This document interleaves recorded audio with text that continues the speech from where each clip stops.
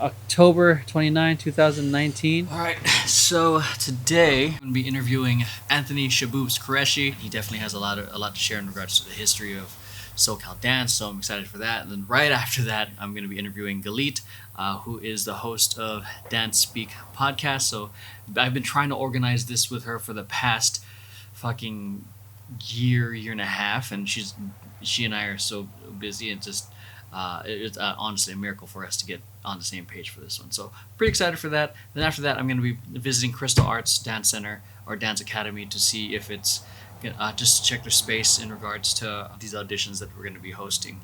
But yeah, let's see how it goes. That's your boobs.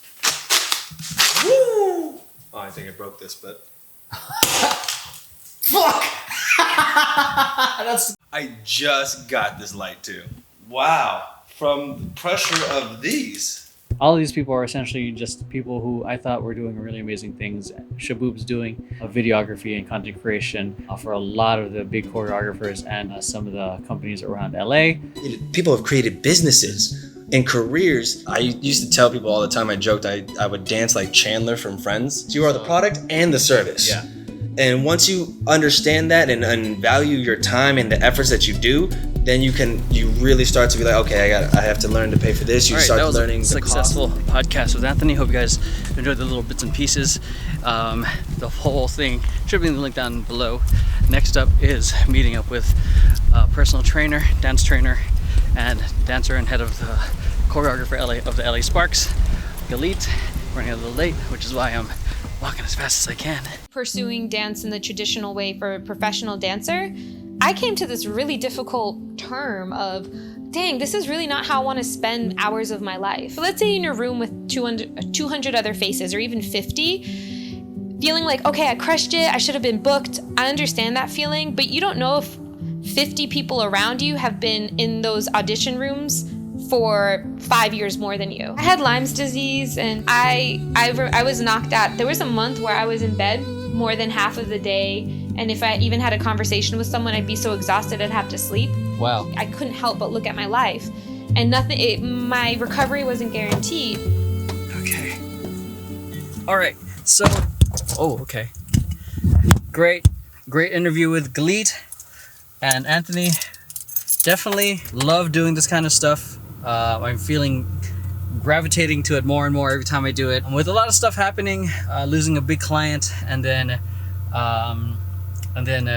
Gabby no longer wanting to be a partner. Just a lot of ups and downs happening at the same time. I'm not feeling ultimately super confident of where things are right now because I'm literally in a tight spot because my main client was a personal client that helped me pay bills. Now that's gone.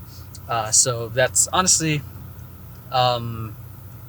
just a thorn on my side, really. I'm not freaking out because I have faith things will work out if I continue doing certain things and trying to put myself out there and getting myself into the right conversations. And this upcoming project happening with Antics, I think is going to be helpful financially on my end and also the business end. So now I'm going to be heading over to Crystal Arts Dance Academy, visiting my friend Crystal, who is the owner of Crystal Arts Dance Academy. We're going to be potentially using that space for auditions for the Antics project. So let's go fill up my gas first. Right now we're checking out the spot for one of the projects we're working on with Antics.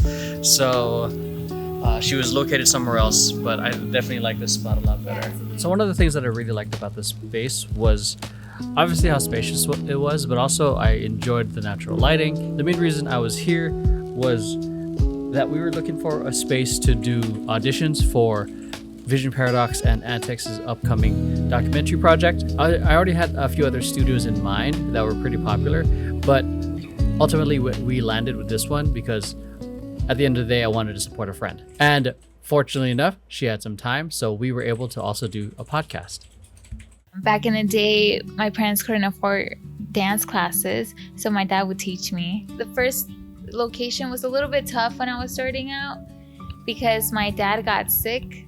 He went through cancer, radiation, strokes, strokes. So it was I'm not gonna lie, it does take a little, it is a little bit overwhelming, but then at the end it's worth it. Yeah. You know, especially if you're doing everything on your own. Yeah. You have to play so many hats. So those were some really powerful interviews that day, and I really enjoyed this. This is something that I kind of wish I would do more, which is do more podcast content, just with conversations with people I would want to get to know more, whether it's with Temper Tantrum, whether it's with the Vision Paradox team, or whether it's a guest. This is a really, really good productive day in terms of filming a whole fuck ton of podcasts.